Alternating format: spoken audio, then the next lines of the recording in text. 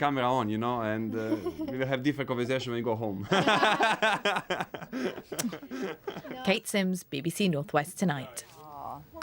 What a lovely couple they seem. She can't believe it. Look, she'll keep kicking him to make sure he doesn't get fit again, I reckon.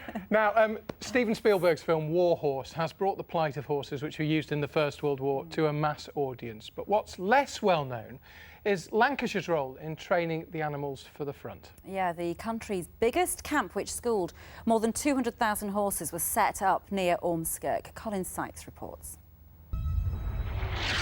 The horrors of the front as Joey gallops in panic through the barbed wire of the battlefields of the First World War.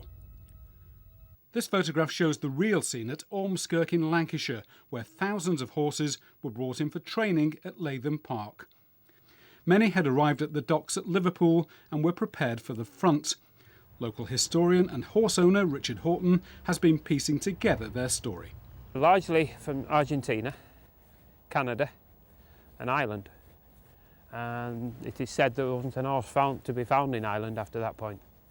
A lot of other horses were found by secondment.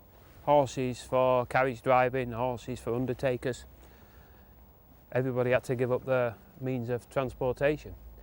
During the course of the war, about 230,000 horses would have been brought here to this park or remount centre for training to pull guns under the machinery.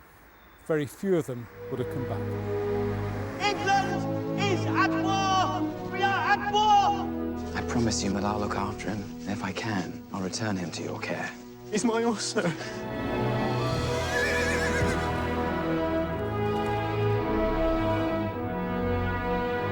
210,000 horses were sent into active service, many unsuitable in build for the task they faced. They suffered badly, and it was, I'm sure, traumatic for many of the men that had to look after the horses to see their mounts being slaughtered so much. The First World War was a turning point in the mechanisation of warfare and the last time that horses would be used in this way. Colin Sykes, BBC Northwest Tonight, Ormskirk. I wanted more of that. It's a beautiful film, isn't it? I know. Real... And, I'm sorry, I was going to say just the forgotten heroes of the First World War, aren't they? yeah, it makes you want to sort of tears you up a bit. And Diane couldn't what? You couldn't. I can't watch. I I know, want it's less so- of that. Yes. As a horse owner, I know. just... And I'd like to make it very clear to the army, if they ever come to requisition my horse, he's not going. Right. He's not You going made it very anywhere. clear. Yeah. Good evening to you. Weather-wise, as we head through the next 12 to 24 hours, things are changing all over again. Tomorrow, much colder, and there will be wintry showers on the hills at times, I think, as you head toward the tail end of the afternoon. But back to the moment to hand, if you're planning on stargazing tonight, I think your chances are very, very slim. The further north you are in the county, you're better in the region, the better your chances are, and even then they're fairly slim. 1 or 2 breaks, I think, across parts of Lancashire and Cumbria before midnight. After midnight, you can see we've got an area of rain that's going to start to creep toward us.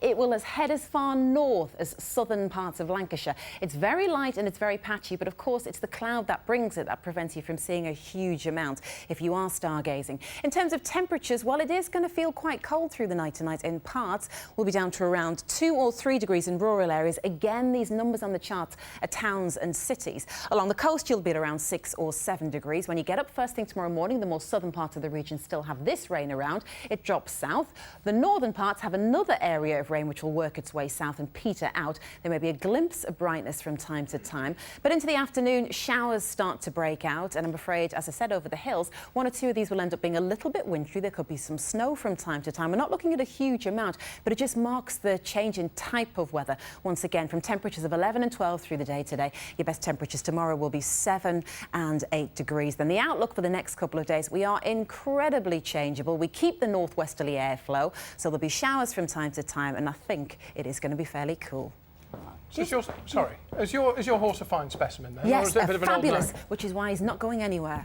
But he's not brave, so he'd be no good. Is he not? No, not brave at all. Bit of a wet weekend, to be Probably honest send with your you. dog Lucy. Yeah, she's probably brave. She's very brave. Don't send your dogs. No, I'm another one for the film. I couldn't bear watching. We can watch human Funny, beings in isn't it? difficult circumstances, Yeah. but not animals. It's What's wrong with us? That's not I right, cry at is Elf, it? so I've no chance. Bunch of softies. That's it from us. See you tomorrow. Good night. Bye-bye.